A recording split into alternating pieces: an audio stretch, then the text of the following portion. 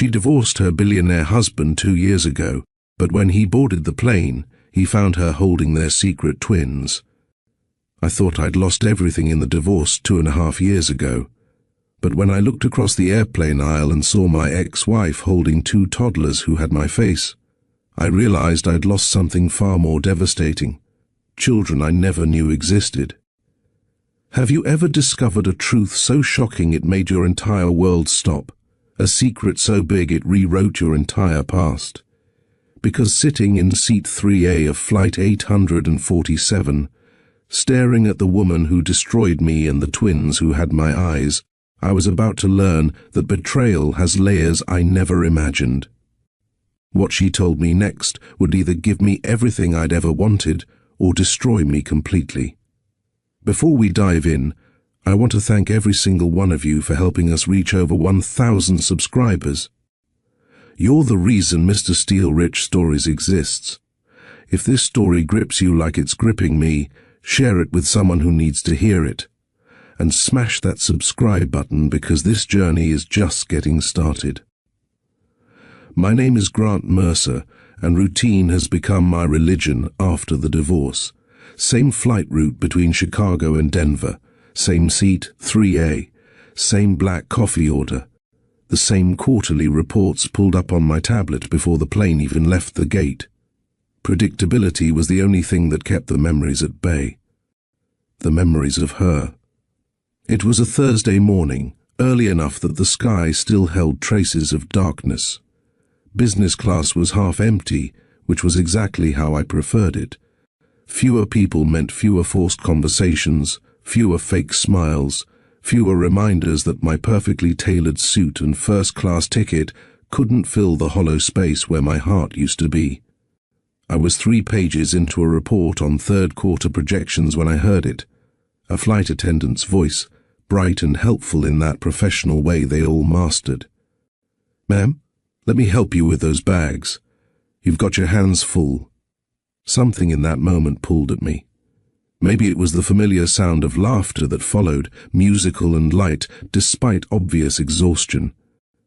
Maybe it was the way the universe works when it wants to remind you that some chapters never truly close. Whatever cosmic force was at play, I looked up, and my world shattered. Callista Crowe stood in the aisle across from me, more beautiful than any photograph I'd kept hidden in my phone could capture. Her dark hair was pulled back in a messy ponytail, practical and unpretentious. She wore soft grey sweatpants and an oversized sweater, the kind of comfortable traveling clothes that prioritized function over fashion. It was so different from the designer outfits she'd worn during our marriage, the ones my mother had insisted she needed to fit into our world. But it wasn't the changes in her appearance that made my heart stop. It wasn't even seeing her after 2.5 years of silence, of unanswered calls and returned letters. It was what she held in her arms, who she held in her arms. 2 toddlers, one on each hip, their small bodies balanced with the ease of practiced motherhood. And their faces, God, their faces. The little girl had Callista's warm brown eyes, deep and expressive, but her hairline formed the distinctive widow's peak I saw in my own reflection every single morning. Her nose was delicate like her mother's, but her chin had the Mercer stubbornness written all over it. The boy possessed my sharp jawline in miniature, so perfectly replicated it was almost eerie. His eyes were lighter than his sister's, closer to my own grey-blue, and when he turned his head, I saw Callista's graceful neck in the way he moved. They couldn't have been more than 18 months old. They couldn't have been anyone else's children but ours. The tablet slipped from my hands. It clattered against the armrest, with a sound that seemed impossibly loud in the quiet cabin. Callista's head snapped toward the noise, and for the first time in 2 years, our eyes met. The color drained from her face so quickly I thought she might faint. Her lips parted, and my name fell from them like it was being torn from somewhere deep inside her chest. Grant. It was prayer and curse, hope and fear, love and regret, all compressed into 2 syllables. I'd heard my name spoken a million different ways, by a million different people, but only Callista could make it sound like both hello and goodbye at the same time. The children sensed their mother's sudden tension immediately. The little girl buried her face in Callista's shoulder, her tiny hands gripping the fabric of her mother's sweater. The boy reached for Callista's ponytail, his small fist closing around the strands with the possessiveness of a child who knew exactly where safety lived. I stood up, my 6-foot frame suddenly feeling unsteady. The cabin seemed too small, the air too thin. "Callista." My voice came out rougher than I intended, scraped raw by shock and something that felt dangerously close to grief.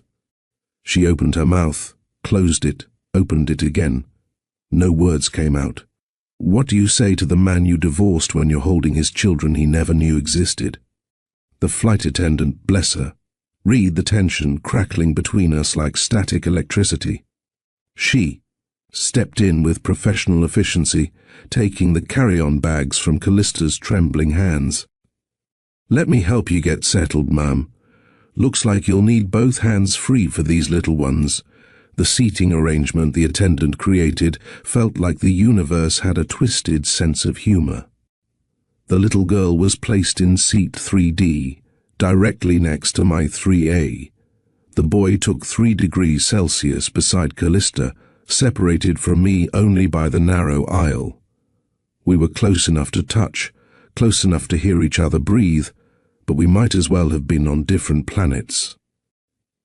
The plane began its taxi toward the runway. The girl beside me had stopped crying and now regarded me with open curiosity, her thumb tucked securely in her mouth. Her eyes studied my face with an intensity that made my chest tight.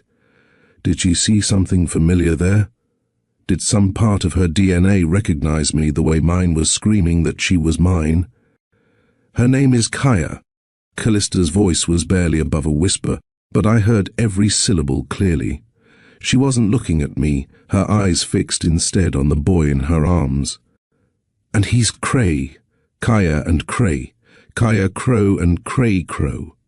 My children. Children who carried her last name because I hadn't been there to give them mine. Children I'd known nothing about while they took their first breaths, spoke their first words, took their first steps. The fury that rose in my chest was a living thing, hot and sharp and demanding. She'd kept them from me for over 2 years, years of their lives that I could never get back. Milestones I'd missed because she'd decided I didn't deserve to know I was a father. But underneath the anger was something else, something that felt like grief so profound it threatened to swallow me whole. And underneath even that was hope, dangerous, foolish, impossible hope. The plane leveled off, the seatbelt sign dimmed. Around us, other passengers pulled out laptops and books, settling into their flights with the casual indifference of people whose lives weren't imploding at 30,000 feet. I turned to Callista, keeping my voice low enough that only she could hear. Every word felt heavy, loaded with the weight of our long silence. "When were you planning to tell me?" Her hands trembled as she adjusted the small blue blanket wrapped around Cray. "I tried," she whispered. 3 times I tried. That's not an answer." My words came out harder than I meant them to, but I couldn't seem to soften the edges. Not yet. Not when my world was spinning and nothing made sense. "It's the only answer I have." She finally looked at me, and what I saw in her eyes stopped the next angry words in my throat. Fear. Not of me, but of something deeper, something that had taken root during our time apart. I found out I was pregnant 2 weeks after I filed for divorce. By the time I worked up the courage to tell you, your mother had already made it clear what would happen if I came back into your life. My jaw clenched so hard I felt my teeth grind together. My mother. Of course. Victoria Mercer, the woman who'd orchestrated our separation with the precision of a military general planning a siege. The woman who'd been convinced from day one that Callista had married me for money and status, that she was nothing but a gold digger with a pretty face and calculated charm. The irony twisted like a knife in my gut. Callista had been the only thing in my life that wasn't about money or status. She'd been the only person who looked at me and saw Grant, not the Mercer fortune. She'd been the only one who made me feel like I was enough just as I was. "My mother doesn't speak for me," I said, and the words felt hollow even as I said them. Because 2 years ago, she spoke for me. I'd let her. She did then. There was no accusation in Callista's voice, only exhaustion that ran bone deep. And I was 24, Grant. 24 and terrified and suddenly responsible for 2 babies I hadn't planned for. Your mother showed up at my apartment 3 weeks after I found out I was pregnant. She knew before you did. She'd had me follow. The confession hit me like a physical blow. I'd known my mother was ruthless in business, but this was something else entirely. She offered me money, Callista continued, her voice steady now, like she'd rehearsed these words in her head 1,000 times. A lot of money, enough to ensure the twins and I would never have to worry about anything ever again. But there was a condition. I could never tell you about the pregnancy, never contact you, never let you know these children existed. The world tilted. You took it. Callista didn't flinch at the accusation in my words. She met my eyes head on, and I saw something in them I'd never seen during our marriage, Steele. I took enough to cover my medical expenses and the first 6 months of childcare. The hospital bills for twins delivered early by C-section aren't cheap, Grant. And I needed to make sure I could feed them and keep a roof over their heads while I recovered enough to work again. And the rest? I had to know. I had to understand how the woman I'd loved had become someone who could take money from the woman who destroyed us. I gave the rest back. Her words were quiet but firm. Every penny beyond what I needed for basic survival. It's been sitting in an account I've never touched. Your mother can have it back whenever she wants it. I don't want her money. I never did. Something in my chest loosened. Not forgiveness, not yet, but understanding. She'd been 24 and pregnant with twins and alone because I'd been too much of a coward to fight for her. What choice had I given her? Kaya shifted beside me, her small body leaning slightly toward me like she was testing whether I was safe. Her thumb stayed in her mouth, but her eyes never left my face. She was studying me the way children do, with an honesty that adults forget how to access. "Why now?" I asked Callista, forcing my attention away from the little girl who was half me and half the woman I'd never stopped loving. "Why are you on this plane?" Callista's composure cracked. Her voice broke on the words. "My father had a stroke 3 days ago. He's in a hospital in Denver and the doctors don't know if he's going to make it." The world shifted again, reorganizing itself around this new information. Callista had grown up in a small town just outside Denver, raised by a single father who'd worked as a mechanic at the same shop for 30 years. Robert Crow. I'd met him once before our wedding, a quiet man with calloused hands and kind eyes who'd shaken my hand and told me in no uncertain terms that I'd better take care of his daughter or I'd answer to him. I'd failed that man, failed his daughter, failed the grandchildren he'd never met. "I'm sorry," I said, and meant it with everything in me. Despite the anger, despite the betrayal and confusion, I could still feel compassion for her pain.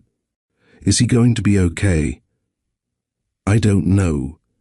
Callista wiped at her eyes with the back of her hand, trying to maintain some composure in front of the children. Cray watched her face carefully, his little brow furrowed with concern. "The doctors are saying the next 40 to 8 hours are critical, but he's been asking for them, for his grandchildren. I couldn't let him die without meeting Kaya and Cray." The pieces fell into place with devastating clarity. She'd kept the twins hidden, protected them from the Mercer family's wealth and power and manipulation. But when faced with her father's mortality, when confronted with the reality that he might never meet his grandchildren, she'd gotten on a plane. even knowing I might be on it. Even knowing this moment of exposure was inevitable. I was in Chicago for a client presentation, she added quietly, as if reading my unspoken question. A major corporate account I couldn't turn down. When I got the call about Dad's stroke 3 days ago, I booked the first available flight back. I never imagined you'd be on it. That took courage I wasn't sure I possessed. The beverage cart appeared, pushed by a different flight attendant with a practiced smile. The interruption felt both intrusive and necessary, giving us a moment to breathe, to reset. Black coffee, I ordered out of habit. The same thing I always ordered, though nothing about this flight was the same as any other. Just water, please, Callista said quietly. Kaya's attention immediately shifted to the cart. She pulled her thumb from her mouth and pointed at the juice boxes with enthusiasm that made my heart clench. Juice, she announced proudly, like she'd just discovered the secret to happiness. The attendant smiled warmly. Apple or orange, sweetheart? Kaya looked at Callista for guidance, and I watched the silent communication pass between mother and daughter. Callista nodded slightly.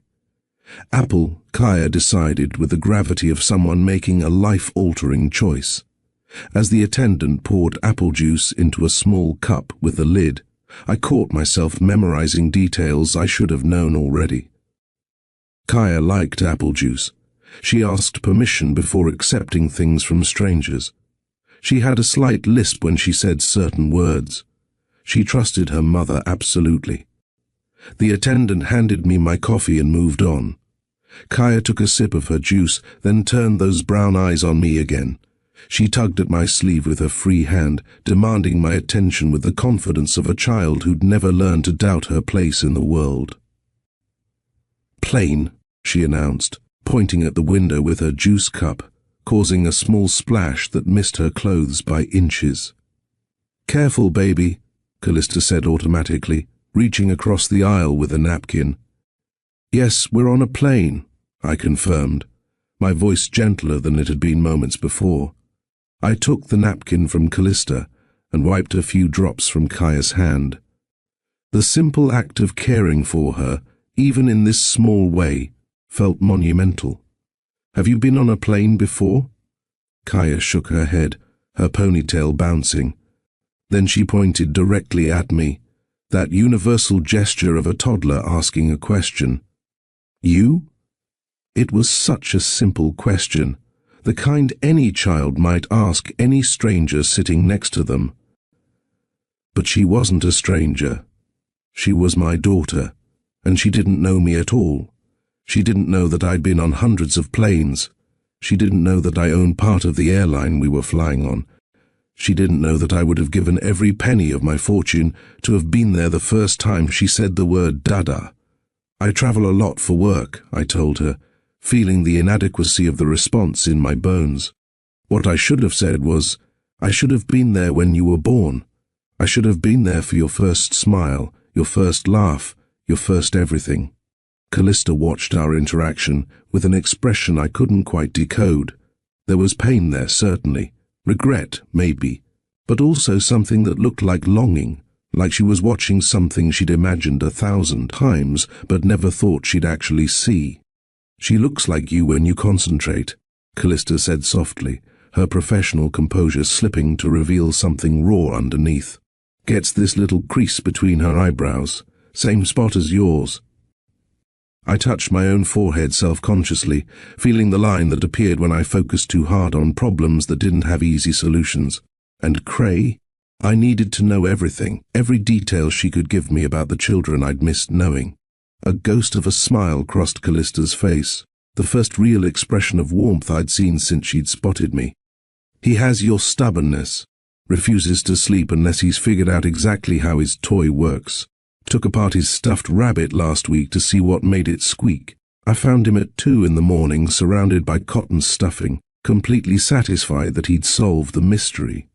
The image made something warm bloom in my chest, something that felt dangerously like pride. My son, taking things apart to understand them. That was exactly what I'd done as a child, driving my nanny insane by dismantling every electronic device I could get my hands on. "Does he put them back together?" I asked. "Sometimes." Callista's smile grew a fraction wider. "Other times I find random screws and pieces scattered under his crib, like he's building an inventory for future projects."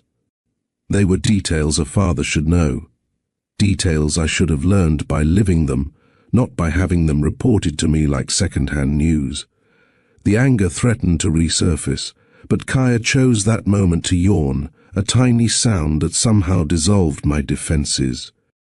She leaned her head against my arm, her small body relaxing into sleep with the absolute trust that only children possess. The weight of her, the warmth of her, the reality of her pressed against me. It was more than I could process. "They're beautiful," I said, my voice rough with emotions I couldn't name. "You did well with them. We did well with them." Callista's correction was gentle but completely firm, a line drawn in. "Sand. They're yours too, Grant. They've always been yours, even when you didn't know about them. I never wanted to keep them from you permanently. I just needed time to figure out how to do this without your family destroying everything I'd built." It was the most honest thing she'd said since I'd seen her on this plane, and it cut deeper than any accusation could have. Because she was right. She was absolutely right. My mother would have made Callista's life unbearable. Victoria Mercer would have fought for custody with every weapon in her considerable arsenal. She would have hired the best lawyers money could buy. She would have used every connection, every favor owed, every bit of leverage she possessed. She would have turned my children into weapons in a war Callista couldn't possibly win. And 2 years ago, I would have let her. I would have stood by and watched it happen because I had been too broken, too angry, too convinced of Callista's betrayal to see the truth. "Things are different now," I said, and I needed her to believe it, even though I barely believed it myself. "I'm different now." Callista met my eyes directly, and the skepticism I saw there was earned. "Are you?" Because the Grant I married would have fought for me, would have stood up to his mother, would have chosen love over legacy. The truth of it landed like a punch to the gut. She was right.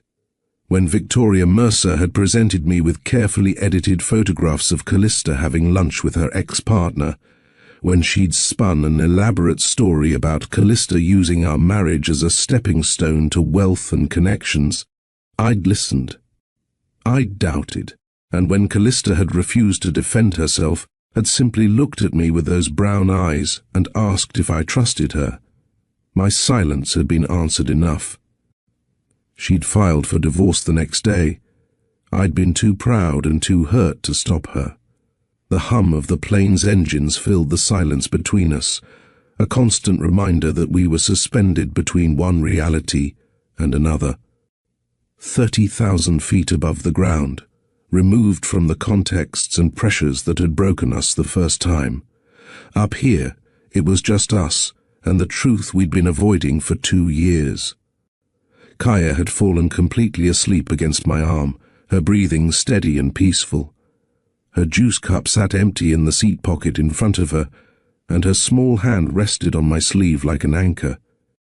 Across the aisle, Cray had also succumbed to sleep, his head tucked against Callista's shoulder in a mirror image of his sister. In sleep, they looked even more alike. Two halves of the same whole, connected in ways that went beyond genetics. I wondered if they had that twin connection people talked about, if they could sense each other's emotions and finish each other's thoughts.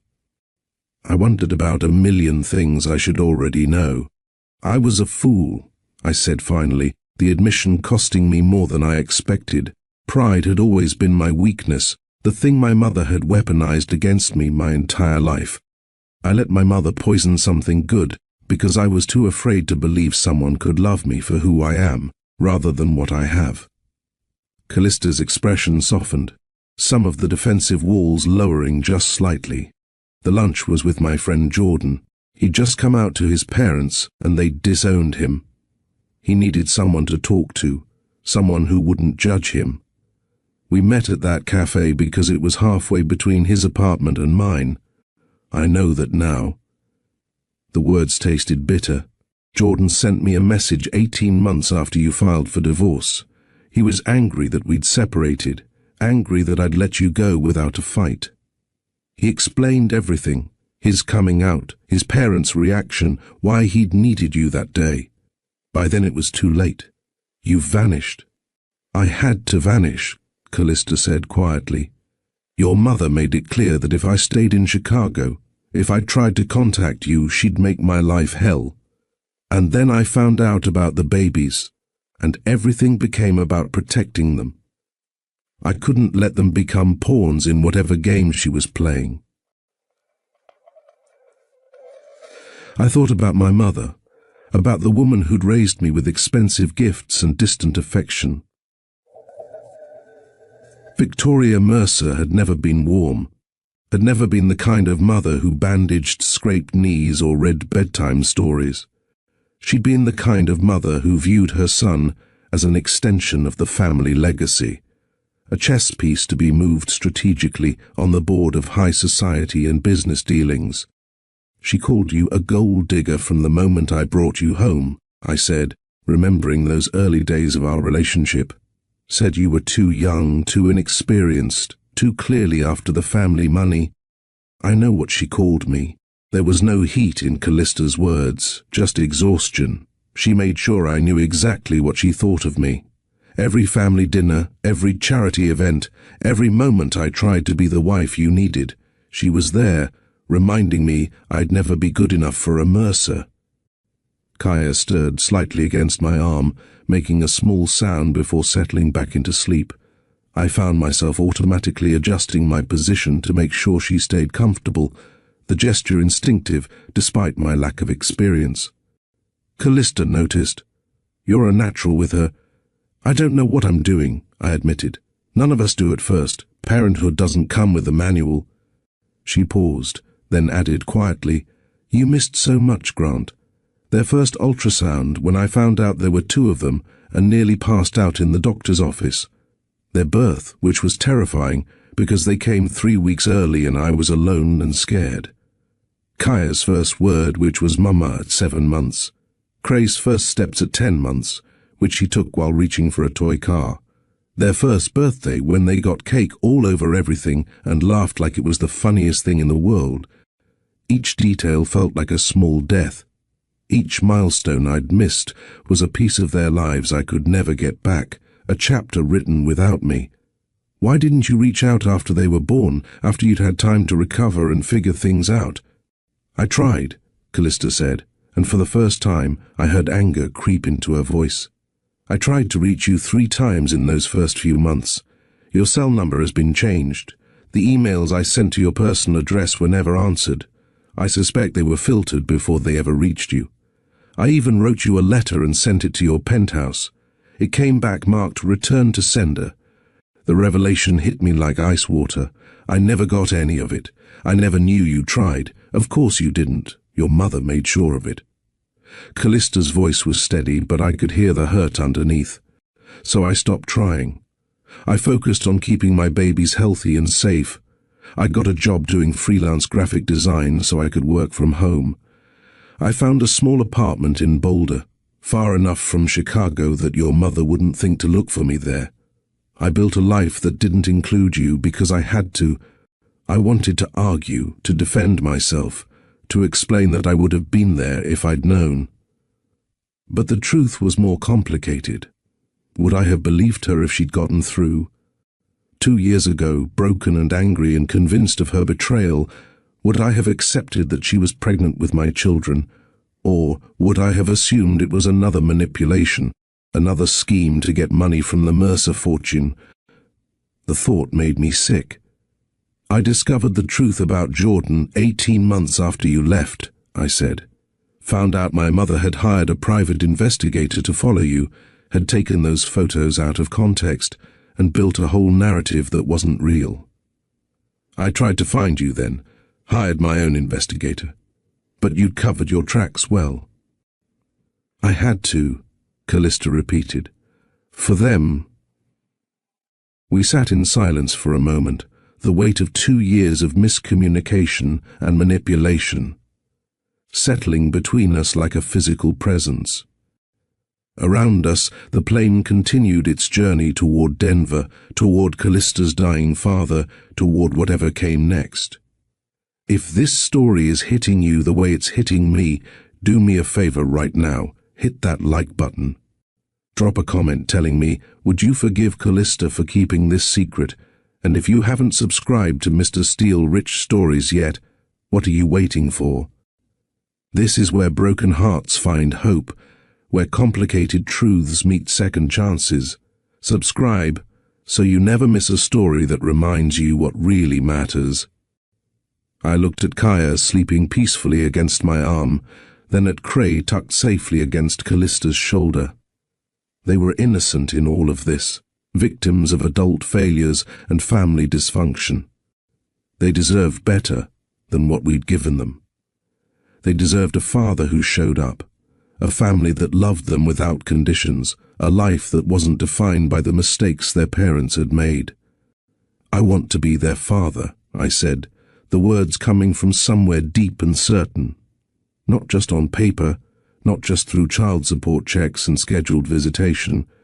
I want bedtime stories and scraped knees and terrible school plays. I want to know their favorite foods and what makes them laugh. I want to be there when they wake up from nightmares and when they're excited about something they learned. I want all of it. Callista studied me for a long moment, her brown eyes searching mine for something I hoped she could find. And their mother? Her voice was barely audible above the engine noise. What about her? The question hung in the air between us, loaded with history and hope and fear. I could have given her the safe answer, the diplomatic one that focused only on co-parenting and shared responsibility. But sitting there with my daughter asleep against my arm, with 2 years of mistakes weighing on my conscience, I found I couldn't lie.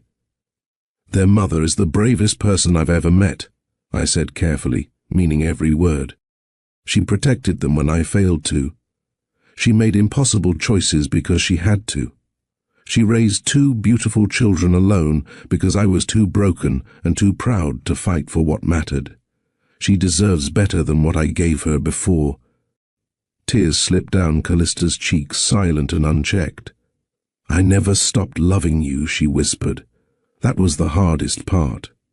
I was so angry, so hurt by what you believed about me, by how easily you let me go. But I never stopped loving you, Grant, not even when I hated you. The confession broke something open in my chest. Then let me prove I've changed.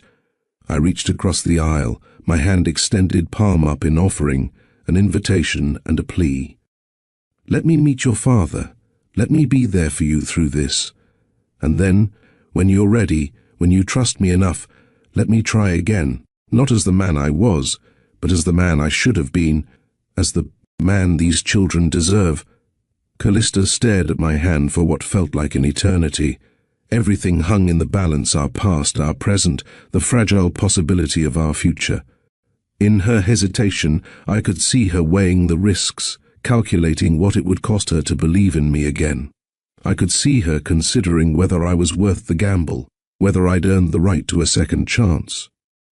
Finally, slowly, she placed her hand in mine.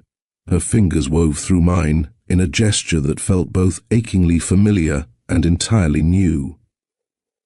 The connection was electric, a circuit completed after years of broken wires and failed connections. One step at a time, she said firmly. For their sake, for all our sake, I agreed, squeezing her hand gently before letting go. The pilot's voice came over the intercom, announcing our initial descent into Denver. Below us, the Rocky Mountains stretched across the horizon, massive and immovable and beautiful in their permanence.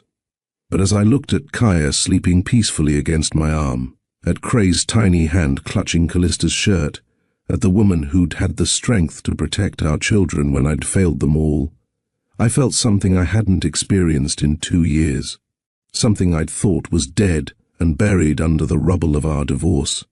Hope. The descent into Denver was smooth, the plane cutting through wisps of clouds as the Rocky Mountains grew larger in the windows. Kaya continued to sleep against my arm, her breath warm and steady. Across the aisle, Cray had shifted in his sleep, his small hand now fisted in Callista's sweater like he was afraid she might disappear if he let go. The cabin had gone quiet in that way planes do when landing is imminent. Other passengers were gathering their belongings, shutting down devices, preparing for the transition from flight to ground. But in our little bubble, seats 3A, 3 degrees Celsius, and 3D, time felt suspended. Every minute we stayed in the air was another minute we didn't have to face the complications waiting for us on the ground. Callista was the one who finally broke the silence. What happens now? Her voice was quiet but steady, the voice of someone who'd learned to face hard things head-on. When we land, when you've met my father, when reality sets back in and we can't hide up here anymore, what happens then? It was the question I'd been asking myself since the moment I'd seen her. The logical answer was lawyers and custody arrangements and structured visitation schedules. It was paternity, tests and legal documents and carefully worded agreements designed to protect everyone's interests. It was the kind of clean, organized solution that made sense on paper but felt hollow in practice. But logic had never served me well where Callista was concerned. Logic had told me to doubt her when I should have trusted. Logic had told me to protect my pride when I should have protected our marriage. Logic had cost me 2 years with my children. I want to be their father, I said again, because it was the only truth I knew for certain. Not weekend visits and formal schedules. Not the kind of distant parent who sees his kids twice a month and calls it fatherhood. I want bedtime stories and scraped knees and terrible school plays. I want to know what makes them laugh and what scares them. I want to be there when they're sick, when they're happy, when they're figuring out who they are. I want all of it, Callista. The messy, complicated, everyday reality of being a parent. She watched me carefully, looking for cracks in my conviction. That's a pretty picture. But what about the reality of it? What about when your board meetings conflict with Kaya's doctor appointments? When Cray is sick and you have to cancel a flight to Tokyo? When being their father means choosing them over the empire you've spent your whole life building? Then I choose them, I said without hesitation. Every single time. You say that now. I mean it now.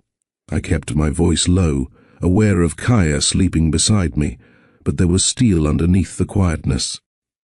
I've spent 2 years building an empire that doesn't mean anything, Callista. I've closed deals worth hundreds of millions of dollars, expanded into new markets, increased shareholder value by 40%.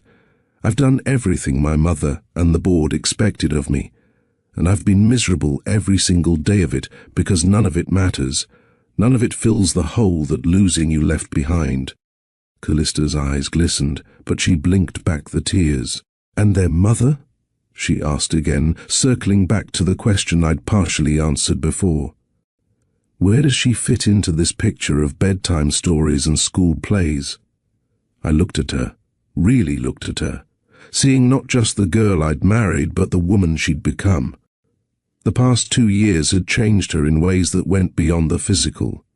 There was a strength in her now that hadn't been there before, a certainty in who she was that my mother's criticisms and society's expectations hadn't been able to touch. She'd faced single parenthood and financial uncertainty and the weight of raising 2 children alone. And she'd emerged stronger for it. She'd become someone I could fall in love with all over again if she'd let me. Someone I was. Already falling for, if I was honest with myself. Their mother, I said carefully, choosing each word with precision, is the bravest person I've ever met. She made impossible choices because she had to protect the people she loved. She built a life from nothing because I failed her. She became the kind of parent I want to be, present, selfless, willing to sacrifice anything for her children's well-being. That's not what I asked. Callista's voice was gentle but insistent. I know what you asked. I took a breath, aware that what I said next would define everything that came after. You asked where you fit. And the truth is, I don't know yet. I don't know if you can forgive me for failing you. I don't know if you can trust me again after everything my family put you through. I don't know if what we had before can be rebuilt, or if we have to start completely new. The honesty seemed to surprise her. So what are you saying? I'm saying I want to try. I kept my eyes locked on hers, letting her see the truth of it. I want to prove to you that I've changed, that I learned from my mistakes, that I'm capable of being the partner you needed me to be before. But the first also know that wanting something doesn't mean I deserve it. You've spent 2 years building a life without me, raising our children without me, becoming the person you are without me. I don't have the right to just insert myself into that and expect you to make room. But you want me to. It wasn't a question. Yes, I admitted.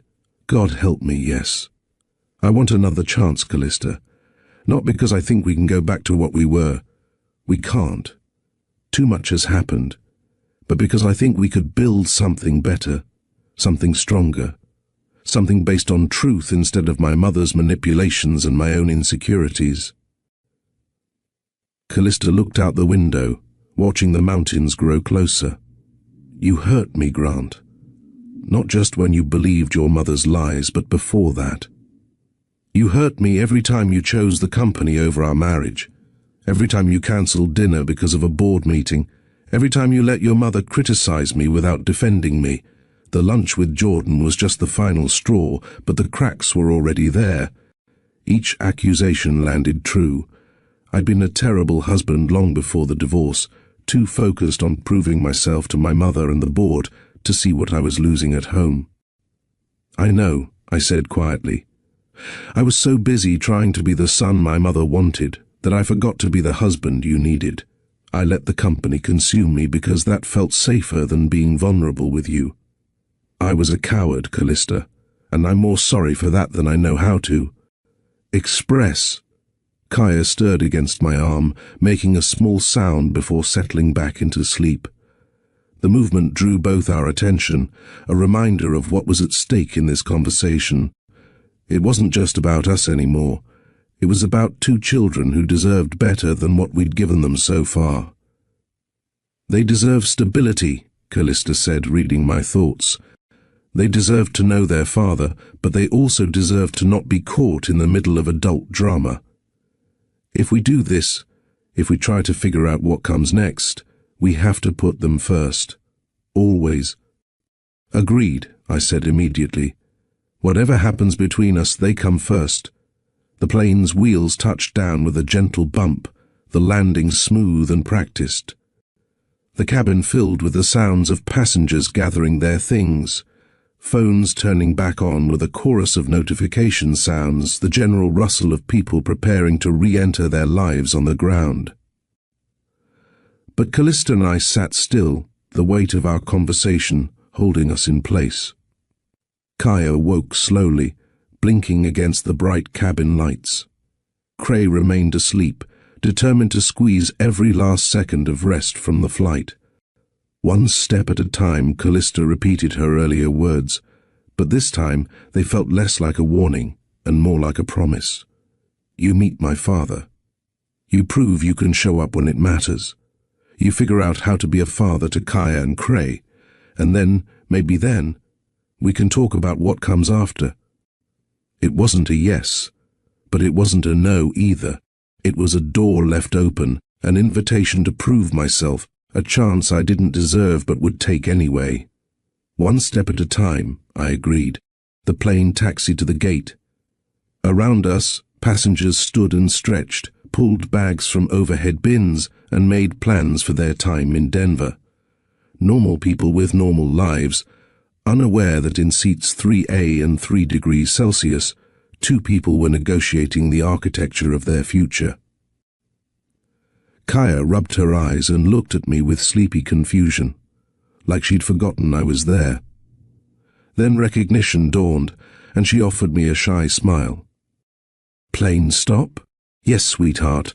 The plane stopped. We're in Denver now." The endearment slipped out naturally, and I saw Callista's expression soften at the sound of it. "See, Grandpa?" Kaya asked, looking to her mother for confirmation.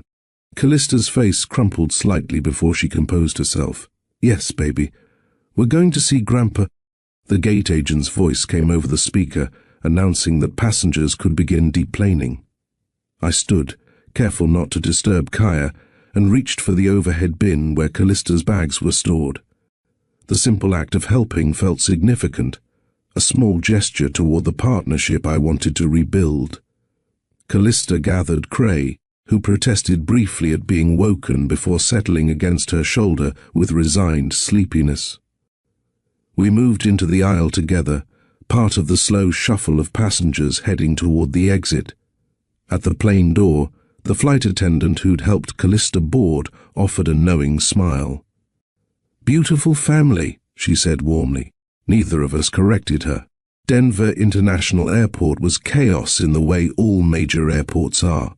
A controlled symphony of announcements and rushing travelers, and the eternal smell of coffee and jet fuel. We emerged from the jetway into the terminal, and I watched Callista navigate it all with practiced efficiency despite carrying a sleeping toddler and managing a diaper bag that looked heavier than it should be.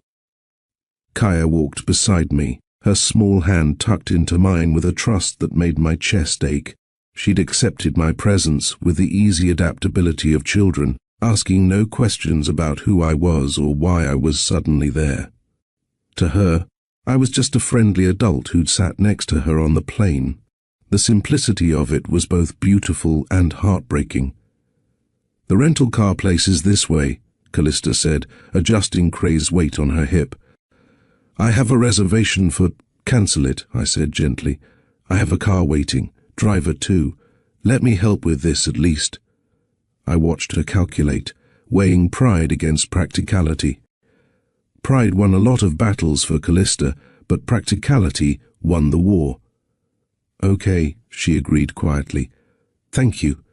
The car was exactly where I'd texted my assistant to arrange it, a black SUV with a professional driver named Marcus, who'd worked for my family for years.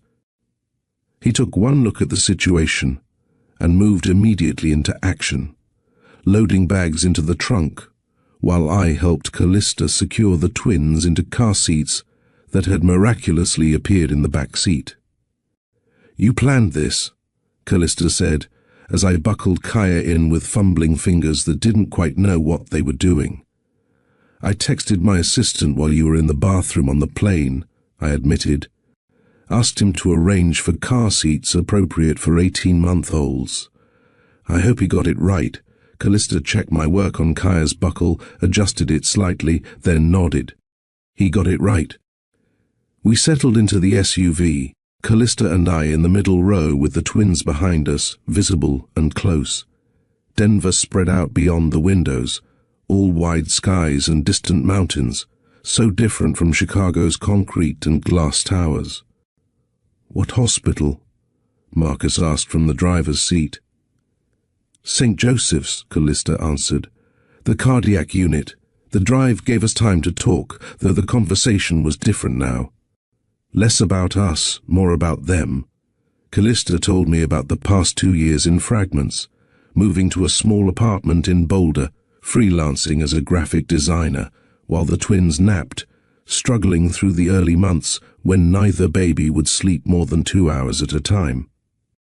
"The first 6 months were brutal," she admitted, staring out the window at the passing landscape. "I was so tired I hallucinated once. I saw my high school calculus teacher in the grocery store and had a full conversation with him before I realized I was talking to a display of paper towels." Despite everything, I laughed. "That's terrifying." "That's parenthood," she corrected. "It gets easier, but those early days? I understand why sleep deprivation is used as a torture technique. Did you have help? Friends, family?" I hated asking, hated knowing she'd gone through it alone because I hadn't been there. Some friends from college helped when they could. My neighbor Mrs. Chen would watch them sometimes so I could shower or sleep for a few hours, and there were support groups for single parents that kept me sane. She paused. Your checks helped too. I'd been sending child support since the divorce, routed through lawyers, never acknowledged.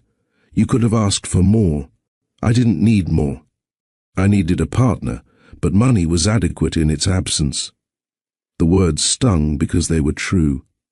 I'd thought money could substitute for presence, that financial support was the same as actually showing up. It had taken losing everything to learn. How wrong I'd been. Behind us, Kaya started singing something that might have been Twinkle Twinkle Little Star, or might have been an entirely different song. It was hard to tell with toddler pronunciation. Cray joined in with enthusiasm that exceeded his pitch accuracy by a considerable margin. Callista turned to watch them, her face softening in that way parents' faces do when their children are being unconsciously adorable. They sing everywhere, the grocery store, the bathtub, the doctor's office. No concept of appropriate venues for concerts. I can't carry a tune either, I admitted. My mother paid for voice lessons when I was 8. The instructor quit after 3 months and told her I was unteachable, so that's where they get it. There was something almost like warmth in her voice, a tentative friendliness that felt like progress. We fell into silence as Denver's suburbs gave way to the city proper. I watched Callista from the corner of my eye, seeing the tension increase in her shoulders as we got closer to the hospital. Her father was dying. Whatever complicated emotions existed between us paled in comparison to what she was about to face. Tell me about your father, I said. I only met him once, before the wedding. He seemed like a good man. Callista's expression softened with love and grief in equal measure. He's the best man I know. Raised me by himself after my mom died when I was 6. I worked 60-hour weeks at the mechanic shop, so I could have dance lessons and art supplies and college tuition. Never complained, never made me feel like a burden. Just loved me unconditionally in this quiet, steady way that made me feel safe no matter what. He told me to take care of you or answer to him, I remembered. That sounds like him. A sad smile crossed her face. Very few words, but the ones he used mattered. I called him 3 days ago to tell him I was coming to visit and bring the twins. He cried on the phone. He said he'd been waiting to meet them since I told him I was pregnant. Said grandchildren were the reward for not screwing up your own kids too badly. The love in her voice was palpable.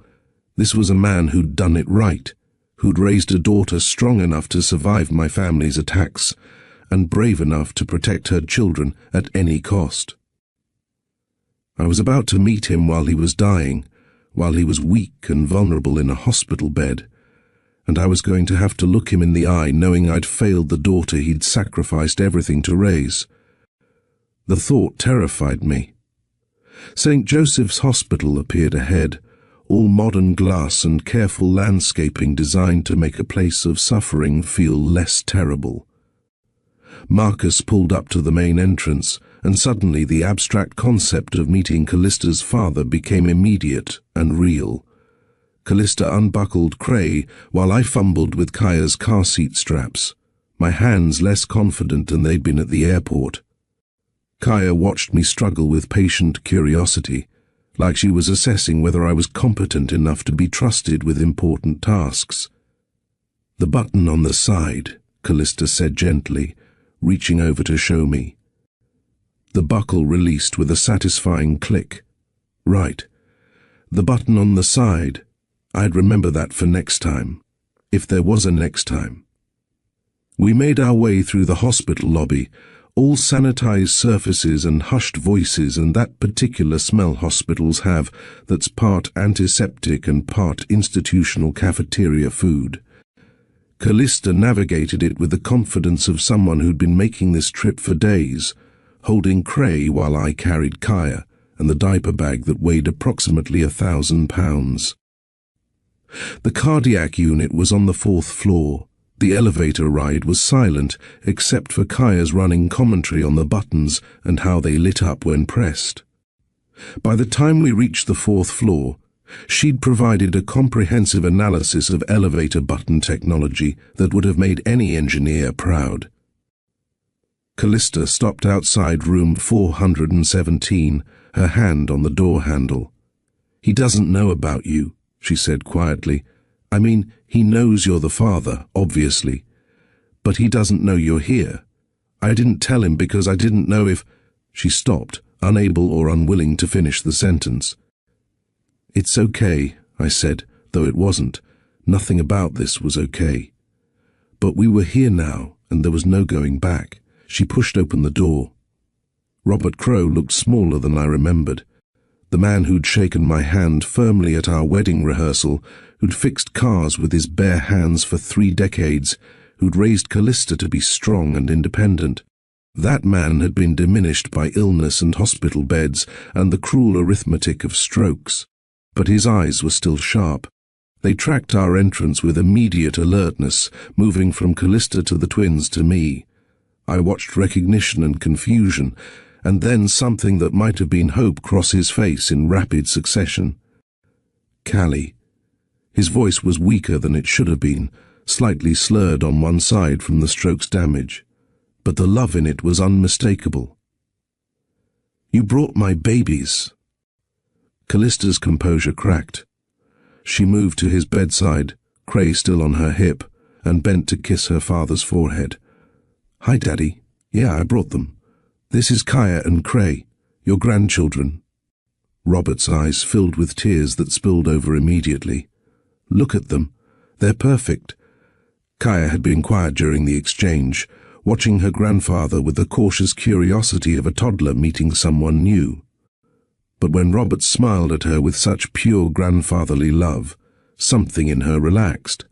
She climbed onto the small stool beside the bed, clearly placed there by nurses who understood that visitors came in all sizes, and peered at her grandfather with growing confidence.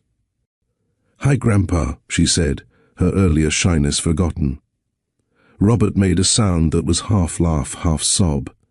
"Hi, sweetheart. Come closer so I can see you properly."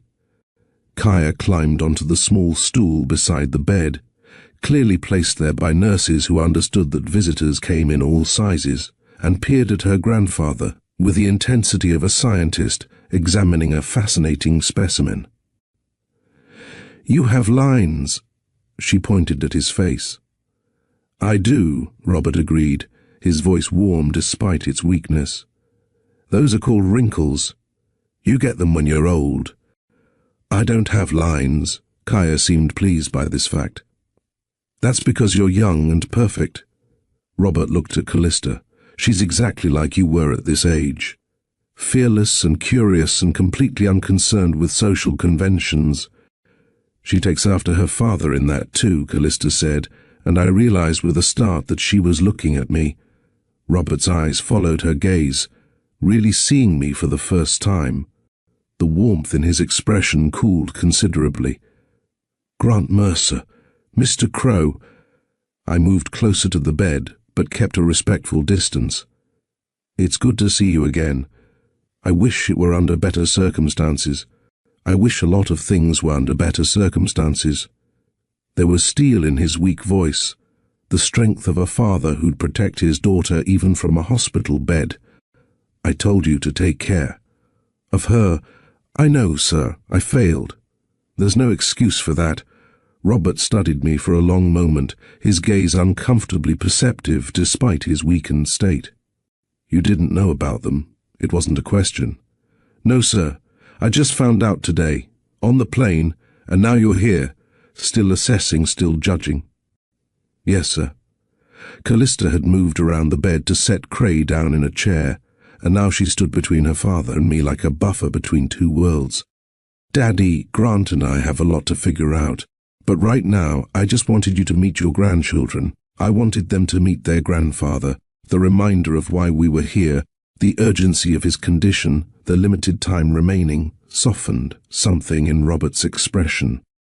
He reached out a shaking hand toward Cray, who had been watching the exchange with wide eyes. "Come here, young man. Let me look at you." Cray hesitated, looking to his mother for permission. At Callista's encouraging nod, he slid off the chair and approached the bed with considerably more caution than his sister had shown.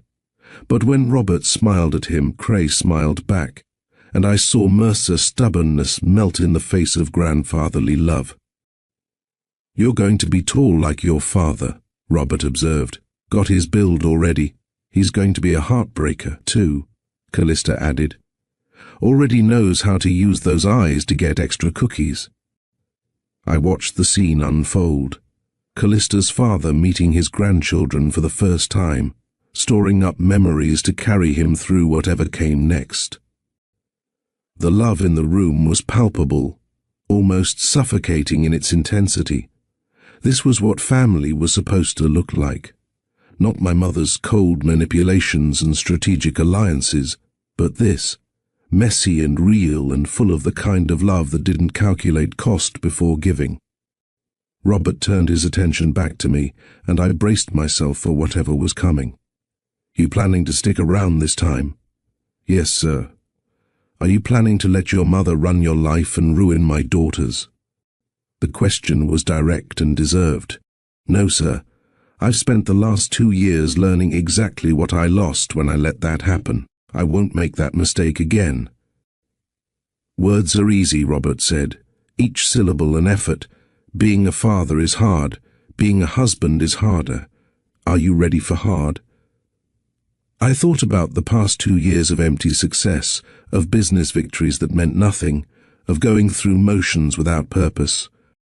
I thought about seeing Callista on that plane, about meeting Kaya and Cray, about the sudden clarity that had come with understanding exactly what I'd lost.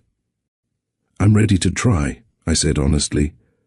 "I'm ready to fail and learn, and keep trying until I get it right. I'm ready to put them first, even when it costs me, especially when it costs me." Robert searched my face for signs of deception, for the weakness he'd seen 2 years ago. Whatever he found seemed to satisfy something in him, because he nodded slowly. "My Callie is the strongest person I know," he said, his voice fading slightly. "Raised herself half the time when I was working. Survived losing her mother. Survived losing you. Survived everything and still became someone kind and good and capable of love. You don't deserve her."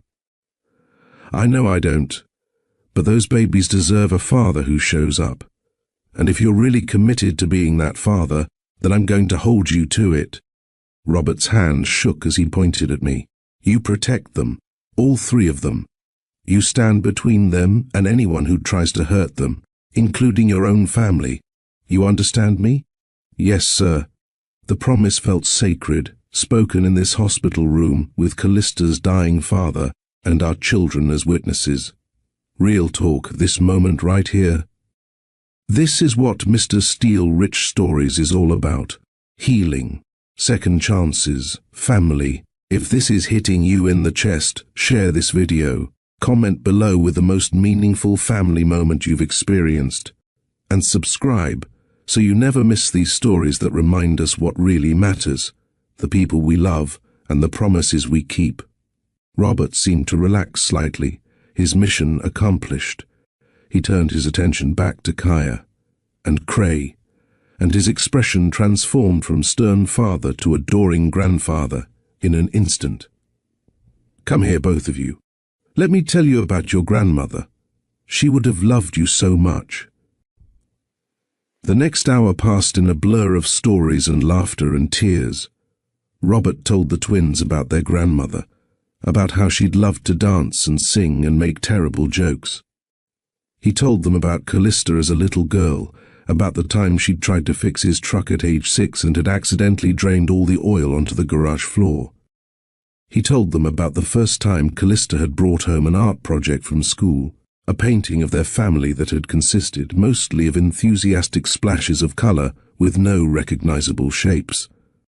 Kaya and Cray listened with the partial attention of toddlers, understanding maybe half of what was said, but absorbing the love underneath the words.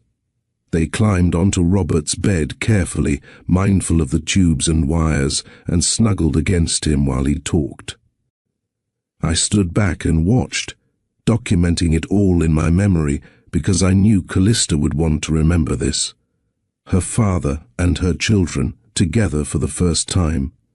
3 generations connected by love and DNA and the kind of bond that transcended circumstances. Callista stood beside me, tears streaming silently down her face. I wanted to reach for her hand, to offer comfort, but I wasn't sure if I'd earned that right yet, so I just stood close enough that she'd know I was there if she needed me. "Thank you," she whispered, so quietly I almost missed it. For what? For being here, for not making this harder than it already is. She wiped her eyes. My father needed this, needed to know they'd be okay, that they'd have family beyond just me. Before I could respond, Robert called out to us. "Grant, Callie, come here." We moved to the bedside together. Kaya had fallen asleep against Robert's shoulder, her small hand clutched in his. Cray was fighting sleep but losing, his eyes drooping despite his best efforts to stay alert. "I don't know how much time I have left," Robert said bluntly, because apparently the Crow family didn't believe in dancing around hard truths. Could be days, could be weeks. "But I need to know before I go that you two are going to figure this out. For them." "Daddy," Callista started. "Let me finish." Robert's strength was fading, his words coming slower. "I raised you to be strong, Callie, strong enough to survive anything. But I also raised you to know the difference between protecting yourself and shutting people out. He made mistakes, bad ones, but people deserve second chances when they're willing to do the work to earn them." He turned his gaze to me. "And you've got a lot to prove, but I can see you want to prove it. That's a start. Don't waste the chance you're getting. And don't you dare let your mother poison this again." "I won't," I promised. "You have my word." "Your word didn't mean much before," Robert said, brutal in his honesty. "But maybe that's changed. Maybe you've changed." He paused, gathering strength. "Take care of my daughter. Take care of my grandchildren. Build something real with them. And if you can't do that, if you fail them again, you'll answer me. Dead or alive, you'll answer me." The threat should have been empty. What could a dying man do? But something in Robert Crow's eyes made it clear that even death wouldn't stop him from protecting his family if he needed to. "I understand," I said, and I did. Robert nodded, satisfied. He looked at his sleeping granddaughter, at his nearly sleeping grandson, and smiled with such pure joy that it transformed his face. "They're perfect, Callie. You did good. We did good, Daddy." "They're Grant's too." It was the first time she'd acknowledged it so directly, and hearing it made something settle in my chest. "Our children. Not hers, not mine, but ours." A nurse appeared in the doorway, gentle but firm in the way medical professionals are when visiting hours have run too long, and patients need rest. "I'm sorry, but Mr. Crow really should get some sleep now." Callista nodded, carefully extracting Kaya from her father's embrace while I collected Cray. We gathered our things quietly, the weight of the visit settling on us like a blanket. At the door, Robert called out one more time. "Callie?" She turned back. "Yeah, Daddy?" "I love you, baby girl. Always have, always will. I love you too, Daddy. We'll be back tomorrow." We left him there in that sterile hospital room, a man who'd done everything right, watching his daughter walk away with the family she'd built from the wreckage he'd tried to prevent. I wondered if he felt like he'd failed her by not being able to protect her from my family's cruelty. I hoped he understood that everything strong and good about Callista came directly from him. We made it to the hospital lobby before my phone rang. The name on the screen made my blood run cold, Mother. Callista saw my expression and stopped walking. "Your mother?" "Yes." I stared at the phone, watching it ring. She probably has someone monitoring my credit card transactions. The rental car charge from the airport would have tipped her off. That's how she'd always worked. Information networks and paper trails, not private investigators tailing people through the streets. She probably has someone monitoring my credit card transactions. The rental car charge from the airport would have tipped her off. That's how she'd always worked. Information networks and paper trails, not private investigators, tailing people through the streets. You stayed off her radar by keeping your own name off everything official, didn't you? All cash, no digital footprints. Callista nodded. My landlord let me pay rent in cash, no credit cards in my name. I was careful. You don't have to answer, Callista said quietly, shifting Cray to her other hip. But I did have to answer, because this moment had been coming since the second I'd seen Callista on that plane. This was the confrontation I'd avoided when it mattered. I'd failed then. I wouldn't fail now. I answered the phone. Mother, Grant.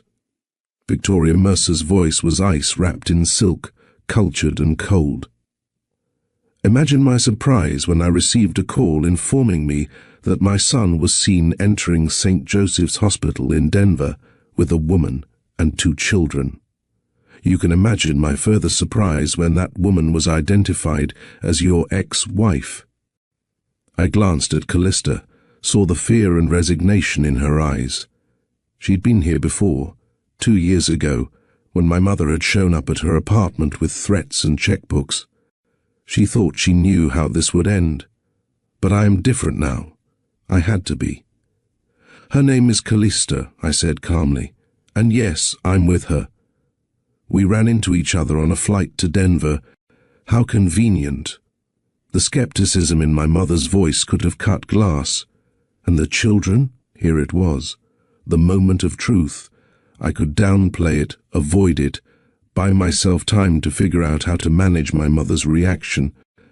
Or I could be honest and face whatever came next. I chose honesty. They're mine, Mother. Kaya and Cray. Your grandchildren. They're 18 months old, and I just met them today. The silence on the other end of the line lasted approximately 3 seconds. Then, I'm getting on a plane. I'll be in Denver in 4 hours. Do not make any decisions until I arrive. No. Another silence, this one shocked. I couldn't remember the last time I'd told my mother no about anything. Excuse me? I said no. You're not coming to Denver. You're not meeting my children. And you're definitely not involving yourself in this situation. My voice was steady, certain in a way it hadn't been 2 years ago. This is my family, and I'm handling it. Your family? Victoria's laugh was sharp and humorless. Grant, you barely know these children. You have no idea if they're even yours. This woman kept them from you for 2 years. Clearly she's capable of deception. You need legal counsel, paternity testing, a custody attorney who can... I know they're mine. I watched Kaya playing with the zipper on Callista's bag, watched Cray's head nodding against her shoulder as sleep tried to claim him. I don't need a paternity test to tell me what I already know. They're mine. You're being emotional and irrational. This is exactly what she wants. For you to feel obligated, to make promises you can't keep because of some misguided sense of responsibility. She didn't tell me I had children because you threatened her. The words came out hard, all the anger I'd been suppressing for 2 years finally finding its target. You showed up at her apartment when she was pregnant and scared and alone. You offered her money to disappear. You made it clear that if she came back into my life, you'd destroy her. I was protecting you. You were controlling me. I'd never interrupted my mother before. The shock of it reverberated through the phone line. You've been controlling me my entire life, controlling who I dated, who I married, how I ran the company, every decision I made. And I let you, because I thought that's what being a good son meant. I thought making you proud was the same as being successful. Grant, you're not thinking clearly. I'm thinking clearly for the first time in years. I looked at Callista, saw the tears streaming down her face, saw the hope and fear warring in her expression. You destroyed my marriage because you couldn't accept that I'd chosen someone you didn't approve of. You kept my children from me because you thought you knew better than I did what I needed. You've spent my entire life making decisions for me because you don't trust me to make them myself. I have always acted in your best interest. No, you've acted in the company's best interest, in the family legacy's best interest, in your own interest, but never in mine. The truth of it settled over me like a weight lifting rather than one descending. I'm done, Mother. I'm done letting you run my life. I'm done choosing the company over the people I love. I'm done being the son you want, instead of the man I need to be. Victoria's voice went cold, all pretense of maternal concern evaporating. If you pursue this, if you insert yourself into this woman's life and claim these children, there will be consequences. The board will not approve. Your position at the company. I don't care. 3 words, simple and true and absolutely terrifying. You don't care? She sounded genuinely shocked. You've spent your entire adult life building your reputation at Mercer Industries. You're 2 years away from becoming CEO. You're willing to throw that away for a woman who lied to you and children you barely know? Yes. No hesitation. If that's what it takes, yes, you're making a mistake, Grant. Maybe. But it's my mistake to make. For once in my life, I'm making my own choice. I took a breath, steadying myself for what came next. And here's my choice, Mother. I choose them. I chose Callista and Kaya and Cray. I choose being a father over being CEO. I choose love over legacy. And if that means walking away from Mercer Industries, if that means you write me out of your will, if that means I lose everything you think defines me, so be it. You're being foolish and emotional. When you calm down, I am calm. I'm calmer than I've been in 2 years. I watched Kyle look up at me, those brown eyes curious and trusting. You can try to fight me on this. You can hire lawyers and try for custody and make all our lives miserable. But you'll lose, Mother, because I'm not going to let you do to my children what you did to me. I'm not going to let them grow up thinking love is conditional on performance and approval. If you do this, there's no coming back. Victoria's voice had gone quiet, but the threat underneath was clear. You'll be choosing them over your family. You're not my family. Not anymore. The words should have hurt more than they did. My family is here in Denver, and I'm going to protect them from you, whatever that takes. I hung up before she could respond. My hands were shaking, adrenaline flooding my system like I'd just fought a physical battle instead of a verbal one. But underneath the shaking was something else, relief, freedom, the exhilaration of finally standing up for what mattered. Callista stared at me with an expression I couldn't read. Shock, definitely, but also something that looked like awe. You just chose us over Mercer Industries, she said slowly, like she was testing whether the words were real. I chose us over a legacy that never made me happy, I corrected. The company will survive without me. It'll probably thrive. My mother will make sure of it. But Kaya and Cray, they only get one father, and I'm done being absent from their lives. Kaya tugged on my pant leg. Man, okay? I crouched down so I was at her eye level. Yes, sweetheart, I'm okay. Actually, I'm better than okay. She seemed satisfied with this answer and went back to investigating the interesting textures of the hospital lobby furniture. Cray had fully fallen asleep against Callista's shoulder, oblivious to the fact that his existence had just prompted his father to burn down his entire previous life. Your mother won't give up, Callista said quietly. She'll fight this. She'll try to take them from us. Let her try. I stood, surprised by my own certainty. I have the best lawyers money can buy. I have resources she can't touch because they're in my name, not the company's. And I have something she doesn't. I actually love my children. Any court will see that. Courts favor mothers, especially when fathers have been absent. Then we won't let it get to court. I looked at her directly. We'll figure this out together, Callista. CO parenting arrangements, legal custody, whatever makes sense.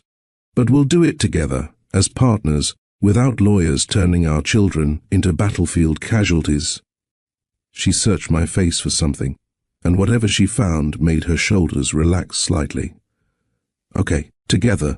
Marcus appeared from wherever he'd been waiting. Perfect timing as always. Ready to go, sir? Yes. Callista, do you have a hotel? She nodded. A small place near the hospital. Nothing fancy. Come stay at my hotel. It's the Ritz downtown. They have suites with multiple rooms, better security, room service that can accommodate toddler schedules. When I saw her hesitation, I added, separate bedrooms, obviously. This isn't about us. It's about making sure you and the twins are safe if my mother decides to send people to harass you. The practicality won out over pride again. Okay, we'll need to get our things from my hotel first. Of course, the drive across Denver was quiet. Kaya had finally succumbed to sleep in her car seat, and Cray continued his nap with the dedication of a professional sleeper. Callista stared out the window, processing everything that had happened in the past few hours.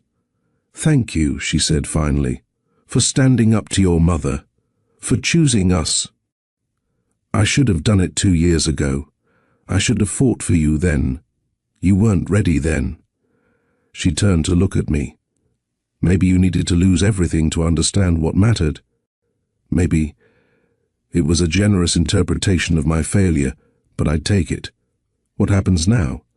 Now we pack my bags, move to the Ritz, and figure out one day at a time how to be parents to 2 toddlers who are about to turn our lives completely upside down. I think they already have. Callista smiled, small but genuine. Grant? Yeah? I'm glad you were on that plane. It was the kindest thing she'd said to me since the divorce, and it felt like an absolution I hadn't earned but desperately needed. Me too, Callista. Me too. Robert Crow died 6 days after our hospital visit, peacefully in his sleep with Callista holding his hand. The doctors said it was the stroke's damage finally overwhelming his system, that there was nothing anyone could have done. But I thought maybe he'd held on long enough to meet his grandchildren, long enough to extract promises from me and bless whatever fragile thing was growing between Callista and me. Once he'd done those things, maybe he'd felt free to let go. The funeral was small, exactly what Robert would have wanted. Friends from the mechanic shop, neighbors from the street where he'd raised Callista, the regulars from his favorite diner who'd been getting coffee and advice from him for 30 years. People who'd known him as Rob, who'd valued his quiet wisdom and steady presence. I stood at the back during the service, holding Kaya while Callista held Cray, and delivered a eulogy that broke everyone's heart with its honesty and love. She talked about a man who'd taught her to change her own oil and to stand up for herself.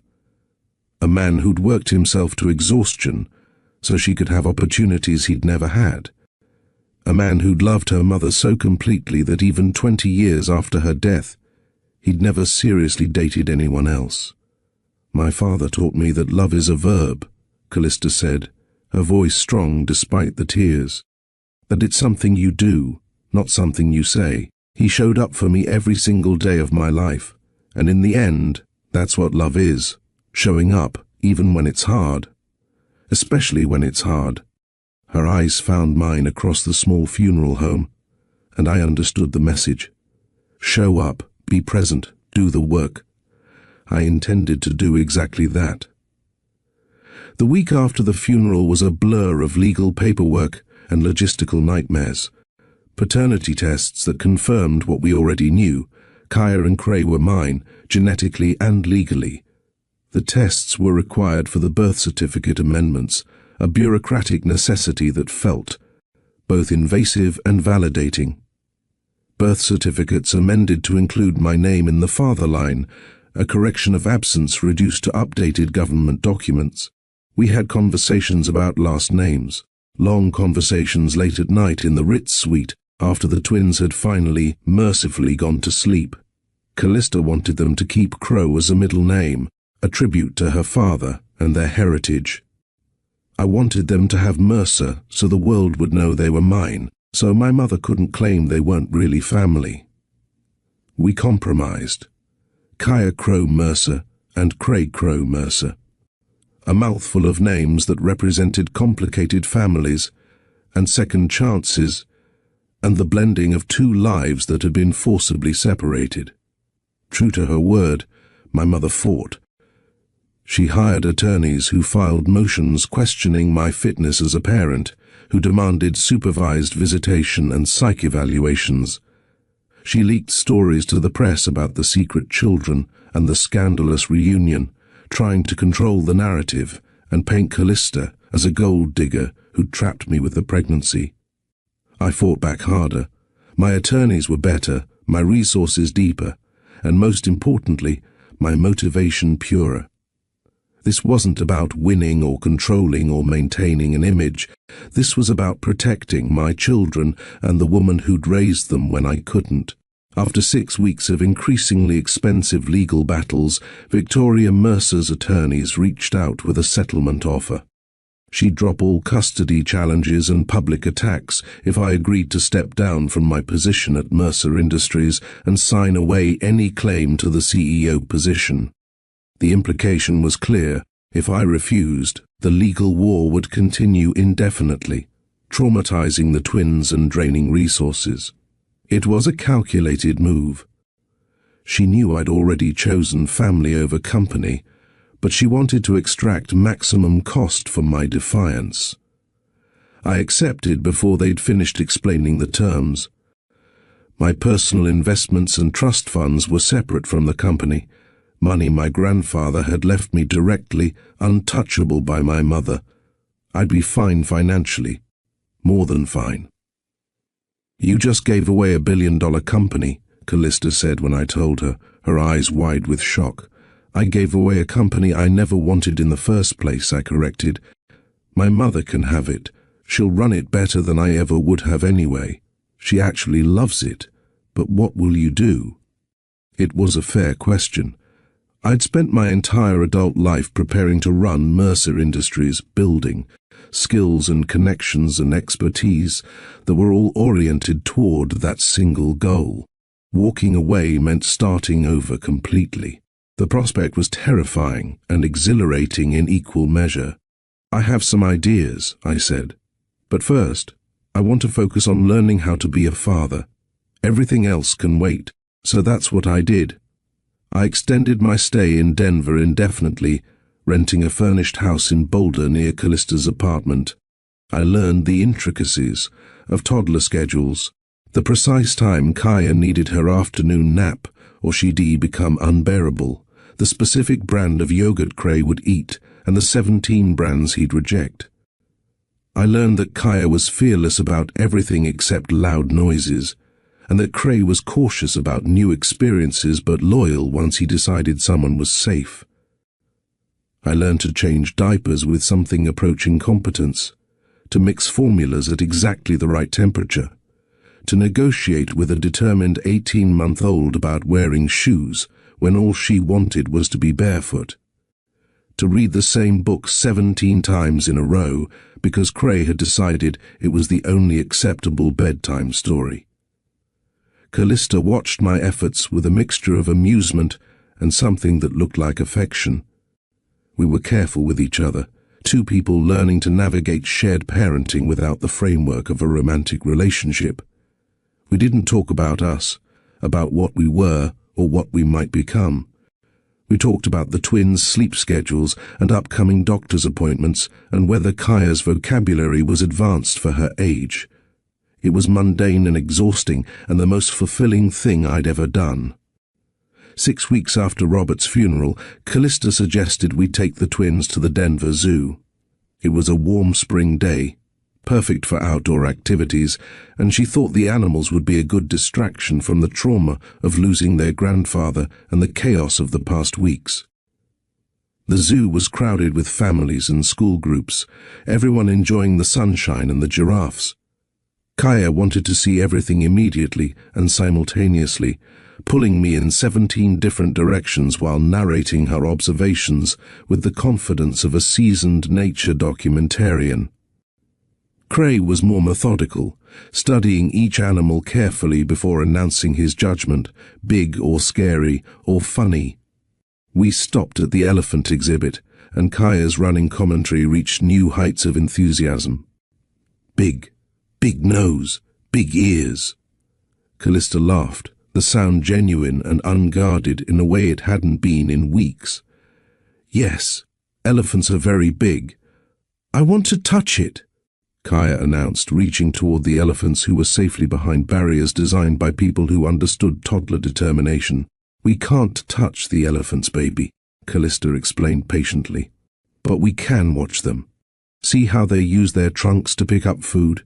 Kaya watched, fascinated, as an elephant demonstrated the multi-purpose utility of its trunk. I want a nose like that. Your nose is perfect the way it is, I said, tapping her nose gently. She grabbed my hand and studied it seriously. Your hand is big. That's because I'm bigger than you.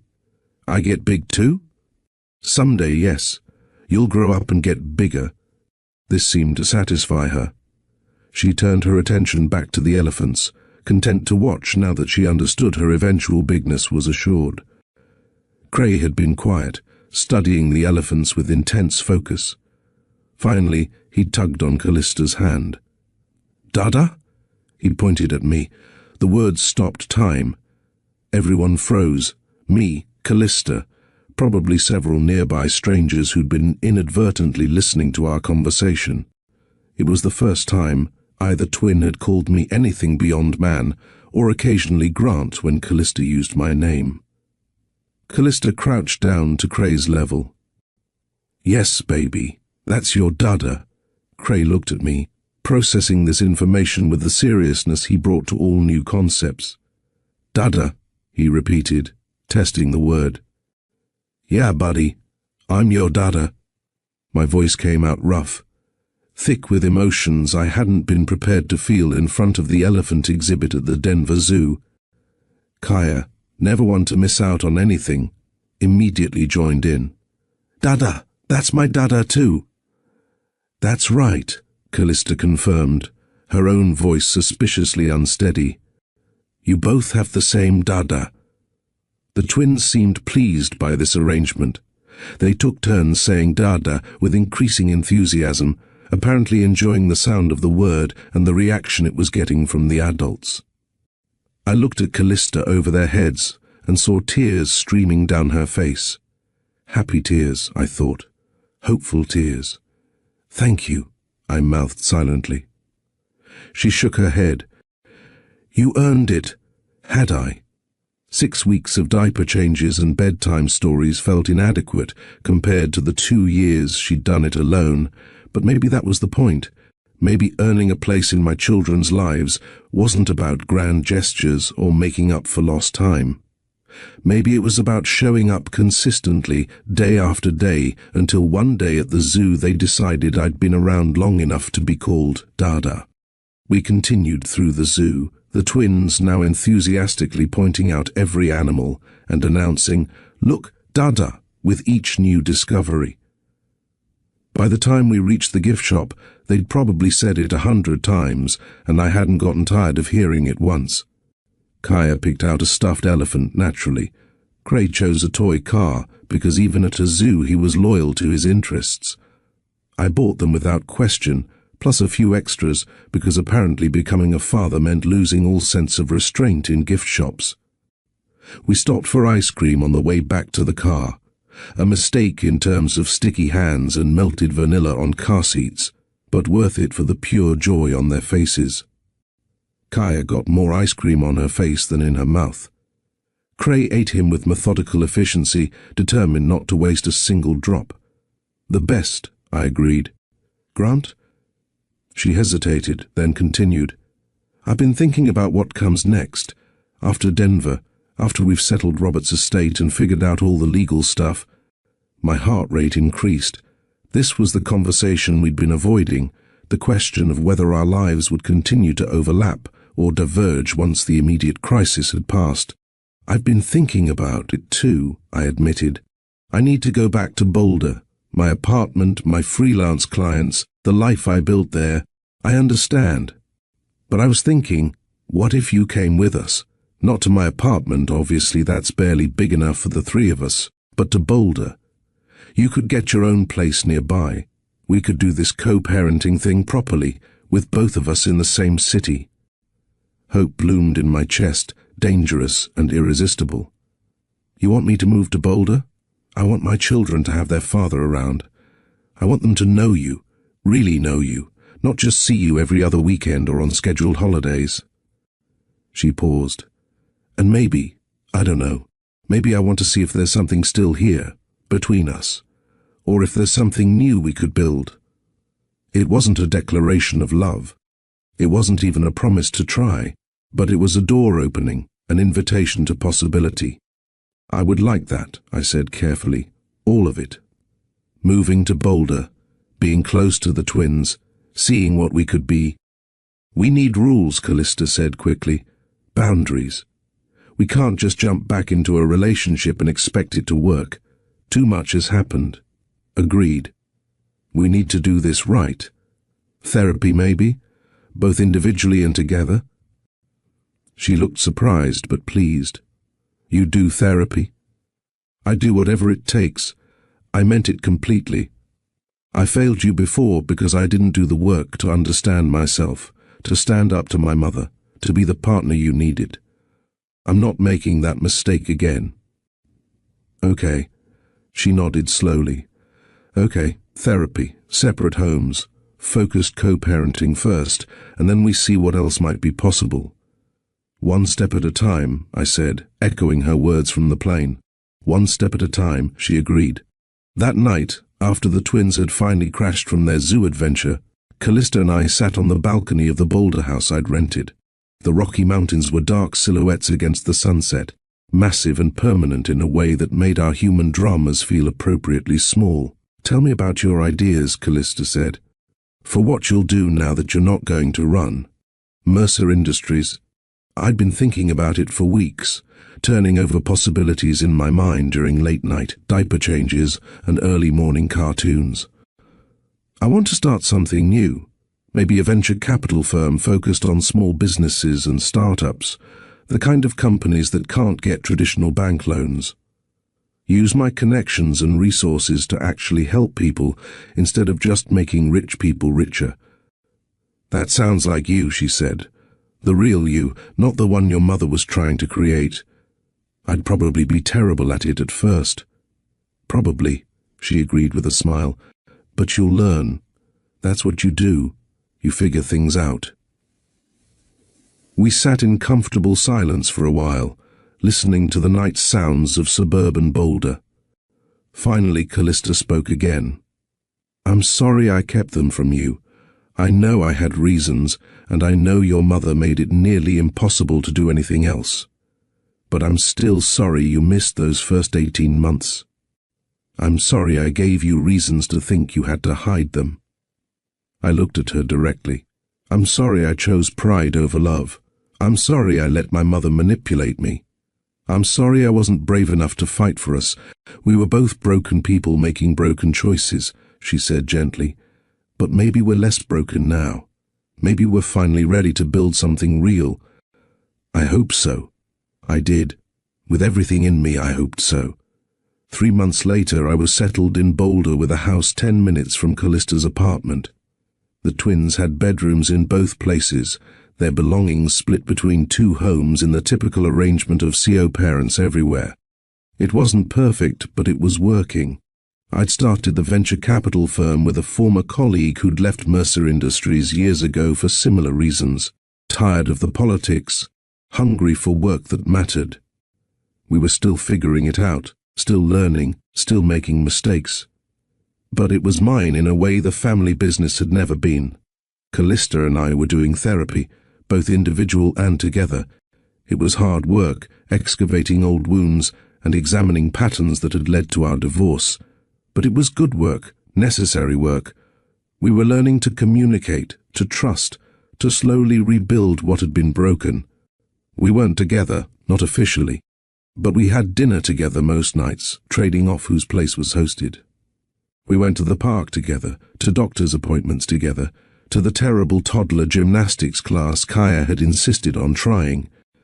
We were building a friendship based on shared parenting and mutual respect, and underneath it all was the possibility of something more. Kaya had started calling me Dada regularly. Cray said it less often but with more intention, saving it for moments when he really needed me. Both of them had accepted my presence in their lives with the easy adaptability of children who are loved and secure. One Saturday afternoon, we were all at the park, me pushing Kaya on the swings while Callista helped Cray navigate the climbing structure. A man nearby commented to his wife, "Look at that family. They seem happy." His wife agreed. "The kids are adorable. They thought we were a unit, a family in the traditional sense, and maybe we were, just not in the way they assumed. We were something more complicated and more honest, two people who'd loved and lost and found each other again, choosing every day to build something new from the wreckage of what came before." That evening, after the twins were asleep at Callista's apartment, we sat on her couch with tea and the comfortable silence of people who'd spent enough time together that words weren't always necessary. "I have a question," Callista said finally. "Okay. Are you happy? Really happy, not just going through the motions?" I thought about it honestly. Was I happy? I'd given up $1 billion company, walked away from the legacy I'd been groomed for since birth, blown up my relationship with my mother potentially beyond repair. I was living in Boulder instead of Chicago, running a startup instead of an empire, changing diapers instead of changing markets. "Yes," I said, surprising myself with the certainty of it. "I'm happier than I've ever been. I'm doing work that matters. I have children who call me Dada. And I have you. Not in the way I want yet, maybe, but in my life again. So yes, I'm happy." "Good." She smiled. "Me too, yeah?" "Yeah, you've been present, Grant. Every single day for 3 months you've been there for them. You've done the work. You've been patient with me, with yourself, with the process. You've proven you're different. Does that mean?" "It means I'm ready to try." She turned to face me fully. "Really try. Not just co-parenting, but us, dating maybe. Seeing if what we had before can be rebuilt into something better. The hope that had been living quietly in my chest blazed into something bright and warm. I would really like that. We'll still go slow, still keep separate homes for now, still prioritize the twins above everything else. Absolutely. But maybe we could go on an actual date, like adults, without the kids, somewhere with cloth napkins and proper wine glasses. I would love nothing more. I grinned. I'll even make a reservation somewhere your father would have approved of. Her eyes filled with tears at the mention of Robert. He would have liked this, seeing you be there for us, seeing you do the work. I hope so. I made him a promise. You kept it. She reached for my hand, her fingers lacing through mine in that gesture that still felt both familiar and new. You're keeping it every day. We sat like that for a while, holding hands on her couch while our children slept in the next room and the future stretched out before us full of possibility and promise. Love isn't about grand gestures, it's about being present. It's about choosing your family over your pride. Grant learned the hardest way that real wealth isn't in bank accounts, it's in the people who call you Dada and the woman who gives you a second chance you don't deserve. If this story touched you, like this video, share it with someone who needs hope. Comment, what lesson hit you hardest? And subscribe to Mr. Steele Rich Stories for more tales of redemption that'll restore your faith in second chances. Because sometimes the best journeys begin at 30,000 feet between who you were and who you're brave enough to become. 6 months after that conversation, Callista and I were officially together. Not married, that would come later, after more time and more healing, and a proposal that involved both twins and their enthusiastic, if slightly confused participation.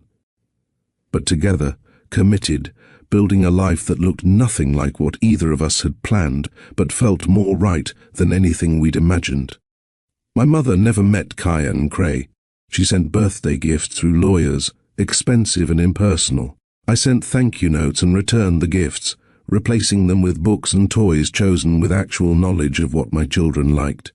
Eventually, the gifts stopped coming. Victoria Mercer had her company and her legacy. I had my family. On Kaya and Cray's second birthday, we threw a party at my house in Boulder. Just close friends and Callista's chosen family, the people who'd supported her through the hard times. The twins destroyed an expensive cake with enthusiasm and got frosting absolutely everywhere. It was chaos and perfect, and exactly what a birthday should be. After the guests left and the twins were finally mercifully asleep, Callista and I sat in my backyard, watching the stars come out over the mountains. "You know what I realized today?" she said. "What's that?" "We're happy. Really, genuinely happy. Not despite everything that happened, but maybe because of it. We had to break completely to build something real."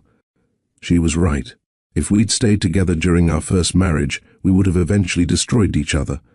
I would have remained my mother's puppet, and Callista would have diminished herself trying to fit into a world that didn't want her. We'd needed to break, to grow separately, to become people capable of choosing each other for the right reasons. "Thank you," I said. "For what?" "For getting on that plane. For being brave enough to see your father even though you knew I might be there. For giving me a chance I hadn't earned yet. Thank you for showing up," she countered. "For standing up to your mother. For choosing us even when it cost you everything. It didn't cost me everything." I pulled her closer, her head resting on my shoulder in a gesture that had become natural over the months. It cost me things that never made me happy anyway, and it gave me everything that it does. We sat there in the darkness, two people who'd found each other and lost each other and found each other again. Two people who'd learned the hard way that love isn't about perfection or grand gestures or meeting other people's expectations. Love is about being present, about doing the work, about choosing every single day to build something real with someone who chooses you back. Inside the house, our children slept peacefully, unaware of the complicated journey that had brought their parents back together. They would grow up knowing they were loved, knowing their father was there for them, knowing that family wasn't about perfection, but about presence. And that, I thought as the stars came out one by one over the mountains, was the only legacy that mattered.